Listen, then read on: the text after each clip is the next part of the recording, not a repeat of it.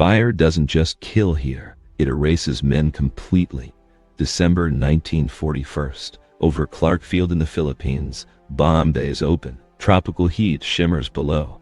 82 G4M Bettys, 26 Nels, thousands of gallons of fuel. Minutes later, runways vanish under explosions. B-17s burn wingtip to wingtip. American air power collapses before it understands what hit. German-inspired armor, self-sealing tanks, and survivability math never reach these cockpits. Japanese designers chase impossible range, discarding every kilogram of protection as waste. If the sky rewards only reach at any cost, how long before every celebrated breakthrough quietly becomes a flying crematorium? And the men inside become the fuel. Heat shimmers over Clark Air Base in early 1945. Concrete lies cracked and cratered. Wrecked aircraft scatter across the field like discarded shells. Amid the ruin, one bomber stands almost untouched. The Mitsubishi G4M Betty waits in the sun, pale and intact. Its long fuselage gleams. Its wings stretch clean and unbroken over the blasted tarmac. Nearby wrecks lie twisted and burned. This machine stands upright, as if ready for another mission. This survivor hides the reason so many others vanish in fire. Major Frank T. McCoy walks toward the aircraft, boots scraping over rubble. Sweat darkens his uniform in the tropical heat. He circles the bomber slowly, studying every line. The radial engine sits silent. Propeller blades remain straight. Glass panels in the nose reflect hard light. He raises his camera. He records the nose glazing, the fuselage, the gun positions, the landing gear. Each image preserves a weapon that once ranged across half an ocean. Then he moves closer, hand resting against the wing root. The metal flexes faintly under his fingers. It feels thin for a combat aircraft that has crossed Pacific battlefields. Too thin for a machine expected to endure gunfire and flak. Panels come off under screwdrivers and wrenches. McCoy's team works in heavy air, shirts clinging to their backs. They climb into the wing cavities, shoulders scraping against ribs and spars. Flashlight beams cut through dust and shadow. They stop almost at once. Gleaming fuel tanks fill the space, large, smooth, and almost naked. No rubber layers surround them. No armor plates shield them. No complex fire suppression lines snake along the structure. Only thin aluminum walls, perhaps 2 millimeters thick, hold thousands of liters of high-octane fuel. A few millimeters of metal stand between this bomber and instant fire. McCoy has seen burned Japanese wrecks on many islands, torn wings, charred fuselages, cockpits melted into twisted frames. Here, for the first time, he sees the design before destruction. The fuel system is not damaged. It is built this way. Over the following days, the team measures everything: tank dimensions, wall thickness, structural supports. They weigh components and trace fuel lines. They compare their findings with combat reports that describe Betty bombers erupting into flame after only a few hits. The numbers match the memories of pilots who watched these aircraft vanish in orange fire. This revelation in 1945 reaches back to the war's first days. On December 8, 1941, while smoke still rises over Pearl Harbor, 82 G4M Betty bombers and 26 older G3M Nell bombers lift off from Formos A. Their target lies 460 miles away across the sea. Clark Field in the Philippines waits beneath clear midday sky. Ground crews move between them. Anti-aircraft guns stand ready but limited in reach. At 12:35, the Japanese formation passes high overhead at around 20,000 feet. American guns cannot reach that altitude. 27 bombers from the initial wave release 636 bombs. Explosions march across runways and hangars. Parked aircraft vanish in rolling blasts. Moments later, Zero fighters sweep in at low level. Their guns rake anything still moving. Dust, smoke, and burning fuel rise together over the shattered base. On the ground, B-17 flying fortresses sit wingtip to wingtip. Of 17 present, 12 become twisted, burning hulks. P-40 Warhawks disappear in lines of fire. In 45 minutes, American air power in the Philippines collapses into wreckage. From a shelter, Lieutenant James Harrington watches the bombers withdraw. Later, He writes of perfect formation, high altitude, and complete immunity from American response. The Betty bombers depart untouched. The few American fighters that manage to climb find only empty sky. Japanese land-based bombers have just struck from 460 miles away with precision and impunity. No American bomber in service matches that reach. The Betty's range red draws the Pacific map in a single afternoon. 2 days later, on December 10, 1941, the same aircraft type proves its power at sea. Off Malaya, British Force Z's through Greywater. Battleship HMS Prince of Wales and battlecruiser HMS Repulse move with escorts, guns ready, anti-aircraft crews at their posts. Around midday, 26 G4M, Betty bombers join GS. They carry Type 91 aerial torpedoes, each weighing around 840 kilograms, with warheads designed for shallow water. Japanese crews descend into torpedo runs with drilled precision. White wakes streak toward the British ships. Prince of Wales, 43,000 tons of steel and armor, takes at least 6 torpedo hits. Explosions tear open her hull below the waterline. Damage control teams fight rising water and failing systems. The list increases. The ship settles lower. Repulse maneuvers hard, turning through towering columns from near misses. Her gunners bring down several attackers. More torpedoes still find their mark. At least 4 hits slam into her hull. Within hours, both capital ships roll and sink beneath the surface. 841 British sailors do not escape. For the first time, major warships defending themselves in open sea fall solely to air power. In less than 2 hours, British naval strength in Asian waters shatters. Through early 1942, the pattern repeats. Betty bombers appear over Darwin, Australia, striking from bases roughly 1,500 kilometers distant. They cross New Guinea's mountains to hit Port Moresby. They range from Rabaul to Guadalcanal, more than 600 miles, projecting Japanese power across vast ocean spaces. Allied commanders confront a new reality. Japanese land-based bombers can hit targets that Allied aircraft cannot even reach.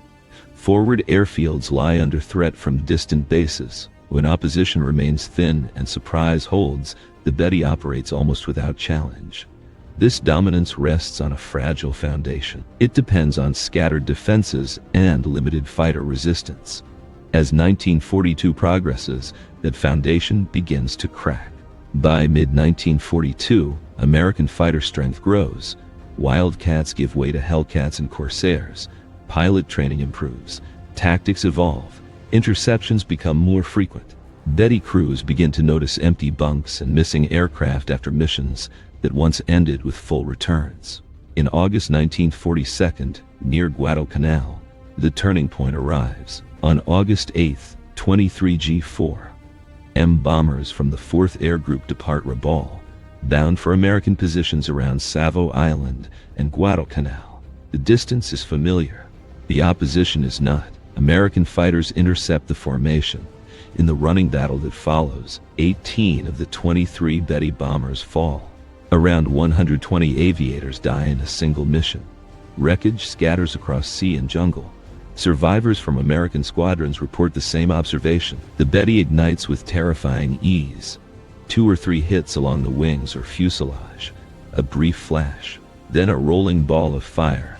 Allied pilots give the bomber new nicknames. Flying Cigar, One Shot Lighter, Flying Zippo. Each name reflects the same reality. Once hit, the aircraft becomes a torch. By October 1942, when Lieutenant Commander John Thomas Blackburn arrives at Guadalcanal with VF-17 and its F-4U Corsairs, the Betty's reputation has inverted. What once symbolizes reach and power now represents vulnerability. Blackburn later describes how his pilots actively seek Betty formations, recognizing them as some of the easiest kills in Pacific skies. On the ground, Allied technical teams begin to uncover why. In November 1942, Australian forces overrun Japanese airfields at Buna in Papua New Guinea. Among the abandoned aircraft lie several Betty bombers, some damaged, some relatively intact. Engineers from the Allied Technical Air Intelligence Unit move in. They open wing panels and trace fuel lines. They examine tank construction. Everywhere they look, they see the same pattern. Thin aluminum fuel cells, no rubber layers, no armor, no advanced fire suppression beyond basic extinguishers. Multiple aircraft, identical design. This is doctrine in metal. The implications spread through intelligence channels. American bombers like the B-17 and D-24 already carry self-sealing tanks. Fighters like the P-38 and P-47 do the same. Allied crews sit behind armor plates and armored glass. Japanese crews and Betty bombers fly surrounded by unprotected fuel. The captured aircraft at Clark Field in January 1945 allows the most complete analysis. McCoy's team spends 3 weeks dismantling tail number 76312. Their report, stamped secret, moves through Allied commands. The numbers tell a stark story. Empty weight, 6,741 kilograms. Maximum takeoff weight, 9,500 kilograms. Fuel capacity, 4,780 liters in 8 tanks, 4 in each wing, clustered where wing meets fuselage. Top speed, 428 kilometers per hour. Maximum range, more than 6,000 kilometers. Crew, 7 men. The fuel system stands at the center. 8 tanks arranged in 4 pairs along the thickest part of the wing. This placement maximizes capacity and structural efficiency.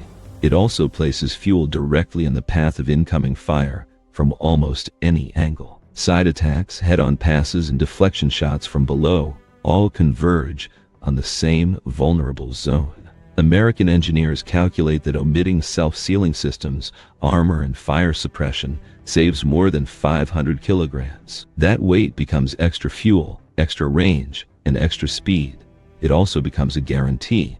Any serious hit to the wing area almost certainly destroys the aircraft. To understand why these choices exist, the analysis reaches back to 1937.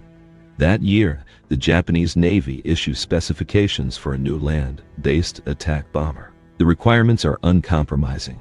Top speed around 398 kilometers per hour, cruising altitude near 3,000 meters, range of 4,722 kilometers unloaded, or 3,700 kilometers carrying 800 kilograms of bombs or torpedoes. These numbers reflect geography and strategy.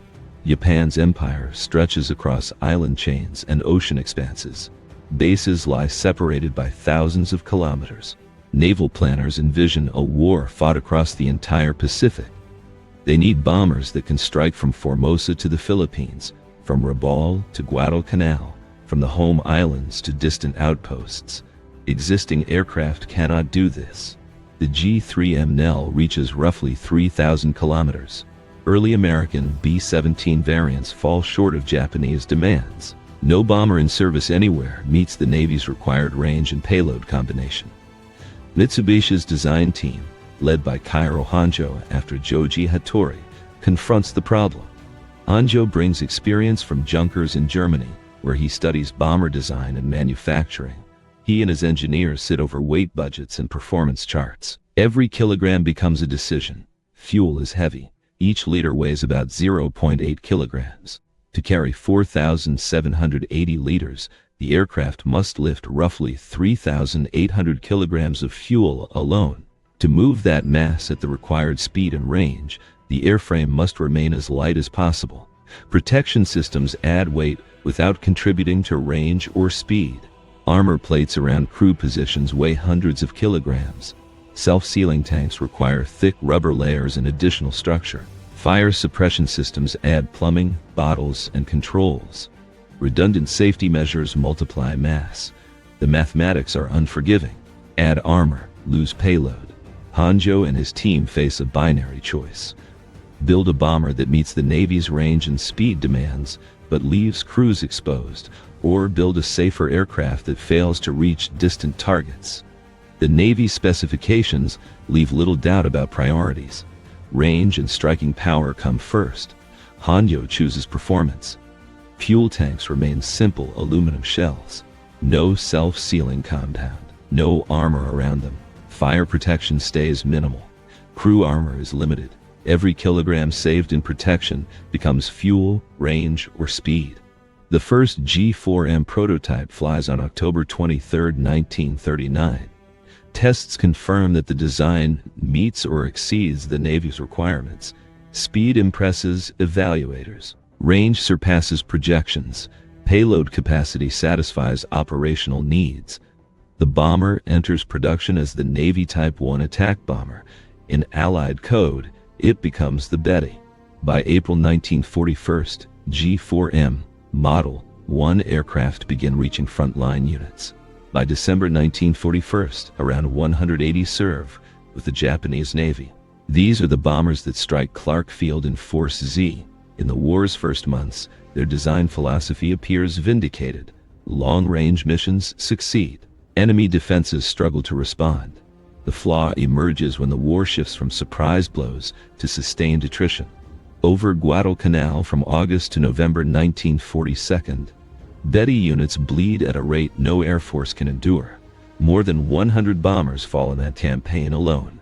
Around 700 crew members die. Missions from Rabaul to Henderson Field become journeys from which few return. The pattern is merciless. Betty formations take off heavy with fuel and bombs. They cross 600 miles of open water. American fighters, guided by radar and growing experience, rise to meet them. Once engaged, the bombers have little margin.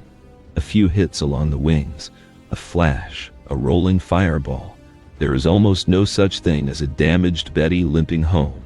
Japanese planners expect losses. They do not expect this scale. The unprotected fuel tanks that grant 6,000 kilometers range also ensure that any serious hit becomes fatal. There is no middle ground. Crews either return untouched or vanish in fire. By mid-1943, Japanese engineers attempt to mitigate the disaster. Starting with the 663rd aircraft in March 1943, they add 30mm rubber sheets beneath wing surfaces over the fuel tanks. The change is modest. These are not true self-sealing tanks. They are a compromise. The cost appears immediately in performance figures. Top speed drops by 9 kilometers per hour. Maximum range shrinks by 315 kilometers. In return, crew survival barely improves. The rubber slows some leaks. It does not stop fires from cannon shells or incendiary rounds. It cannot contain explosions when fuel vapor ignites. A more serious attempt arrives with the G4M Model 3 in October 1944.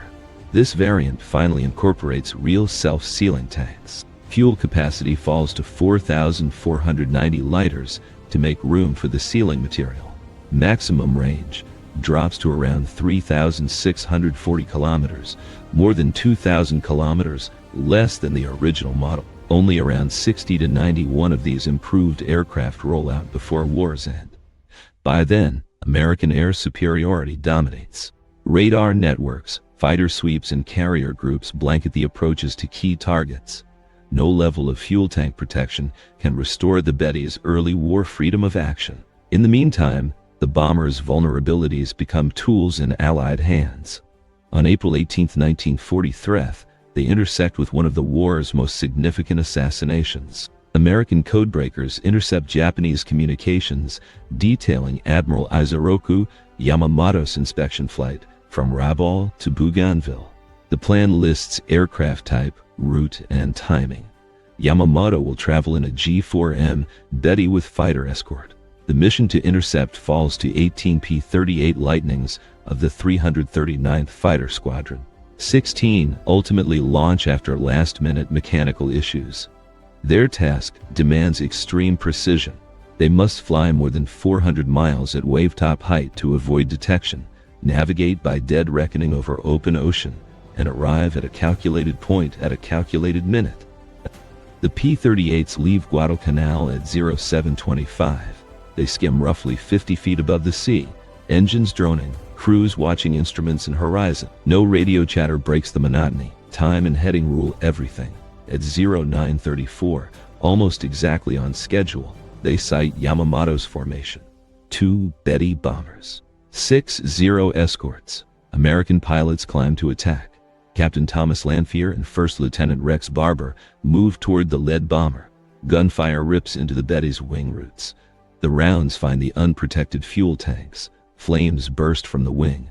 The bomber falls, trailing fire and debris into the jungle below. Yamamoto's body is recovered the next day. He dies from injuries sustained in the crash. The second Betty also goes down, killing all aboard. The mission showcases American signals intelligence, planning, and navigation.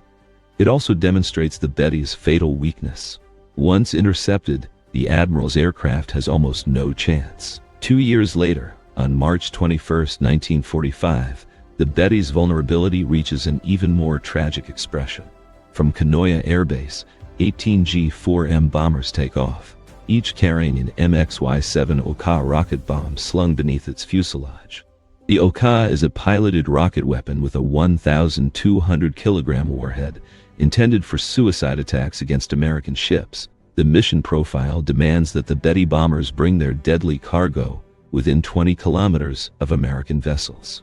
Only then can the Okapa pilots ignite their rockets and dive at more than 650 kilometers per hour toward their targets. The plan assumes that the bombers can survive long enough to reach release range. Reality intervenes. The heavy Oka loads drag on the bombers, reducing speed and maneuverability. American radar detects the formation at around 100 miles. F-6F Hellcats from USS Hornet climb to intercept. They meet the Bettys long before the Japanese aircraft approach their intended release point. In the battle that follows, the Bettys stand almost helpless. Burdened by external weapons, they cannot evade effectively. Their unprotected fuel tanks offer no margin. One by one, they ignite and fall into the sea. Not a single bomber reaches release range. Not a single Oka launches. 137 bomber crew members and 15 Oka pilots die. The mission encapsulates the Betty's central paradox. Its range makes such operations theoretically possible. Its vulnerability makes them practically impossible against prepared defenses. Yet the aircraft story does not end in fire. On August 19, 1945, 4 days after Emperor Hirohito announces Japan's surrender, 2 white-painted G4M bombers lift off from Atsugi Airfield. Green crosses replace wartime markings. Their call signs are Bataan 1 and Bataan 2, a deliberate reference to the site of American surrender in April 1942. Inside, Japanese representatives sit in dress uniforms. One aircraft is a G6M model, one transport variant, converted from the bomber airframe. Gun positions are fared over. Bomb racks are gone. The cylindrical fuselage and familiar wings remain. The mission has changed completely. The flight to Iwo covers roughly 1,000 kilometers, well within the Betty's capabilities even in transport form. American fighters escort the white bombers, maintaining position as guardians and overseers. The Japanese aircraft hold their course. No weapons sit aboard. No bombs hang beneath the wings. On arrival, the delegation transfers to an American C-54 for the onward journey to Manila. Images of the white Bettys with green crosses spread quickly. The bomber that opened the Pacific War by destroying American air power at Clarkfield now carries Japan's surrender envoys. Behind that symbolism lies a brutal ledger. Mitsubishi builds approximately 2,414 Betty bombers across all variants, with some counts reaching 2,435 when prototype S and subtypes are included. Around 1,172 are G4M Model 1 aircraft, produced from 1941 through early 1943. These carry 4,780 liters of fuel, reach 428 kilometers per hour, and can fly more than 6,000 kilometers. They also carry no meaningful protection. The G4M Model 2, produced from 1943 through 1945, adds fuel capacity, reaching 6,490 liters, and nudges top speed to 437 kilometers per hour. Range increases further. Vulnerability remains unchanged. The G4M Model 3, with its self-sealing tanks and reduced 4,490-liter capacity, appears too late and in too few numbers to matter. Transport variants like the G6M add roughly 30 airframes. At peak in 1943, Mitsubishi turns out around 100 Bettys per month. Production then declines under Allied bombing and resource shortages. By August 1945, only a handful of operational aircraft remain. Most have burned overseas in islands from Malaya to the Marianas. Exact crew casualty figures remain uncertain, but the pattern is clear.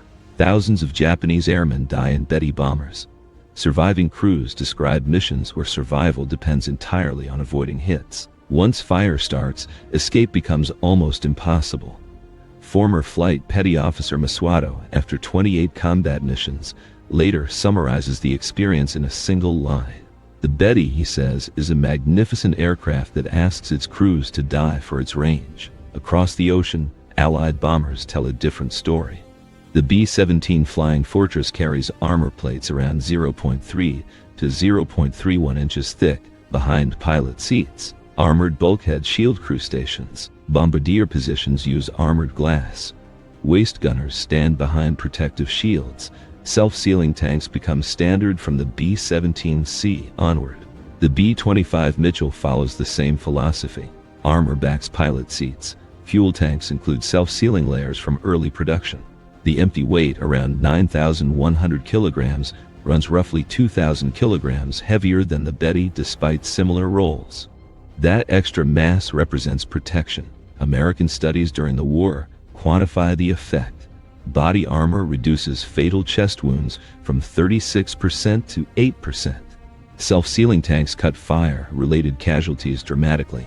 Damaged aircraft with protected fuel systems return at rates several times higher than unprotected types. These choices reflect doctrine. American planners treat trained crews as irreplaceable assets. Aircraft can be built in thousands. Experienced men cannot. The United States can accept the weight penalty. Its factories produce more than 12,000 B-17s and nearly 10,000 B-24s. Protection does not mean fewer aircraft. It means heavier aircraft that still arrive in overwhelming numbers. Japanese doctrine embodied in the Betty follows another path. Range and striking power take precedence. Protection becomes a luxury that the weight budget cannot support. The design assumes that surprise, initiative, and limited opposition will shield crews. It assumes a short war decided before enemy industry can respond. Those assumptions collapse within months. By mid-1942, American fighters intercept Betty formations regularly. By late 1942, pilots know exactly where to aim. By 1943, many Betty missions resemble one-way operations. By 1944, daylight sorties against American forces verge on suicide. The examination of tail number 7-6, the Betty, is not a flawed machine in engineering terms. It is a precise answer to a specific demand. The unprotected fuel tanks that shock McCoy are not oversights. They are deliberate. They exist because in 1937, Japanese designers and naval planners decide that range matters more than survival. Within that framework, the Betty is brilliantly successful. It meets every performance demand. It opens the war with devastating effect. The cost emerges later, written in burning aircraft and missing crews. Once the enemy fields radar networks, long-range fighters, and mass production, the Betty's advantages fade. Its vulnerabilities remain. Range means little when bombers cannot survive the final 100 kilometers to target. Speed means little when interceptors wait along the route.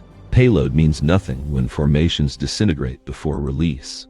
From Clarkfield in 1941 to Clarkfield in 1945, the Betty traces the arc of Japan's air war. It begins as the spearhead of expansion, destroying airfields and sinking capital ships. It ends as a white-painted courier of surrender, its green crosses signaling the end of resistance. The crews of tail number 76312 walk away from their aircraft during the American advance on Luzon.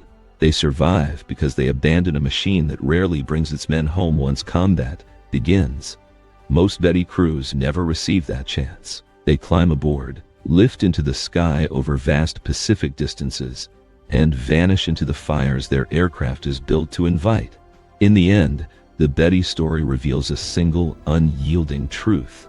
Military technology that trades survivability for reach may win early blows yet bleeds relentlessly in prolonged war. The The G4M delivers range, speed, and payload at a level unmatched in 1941. It does so by discarding protection. That trade, accepted in design offices before the war, shapes the fate of thousands of men and leaves one nearly intact bomber standing alone on a ruined field, a metal witness to the price of choosing range over life.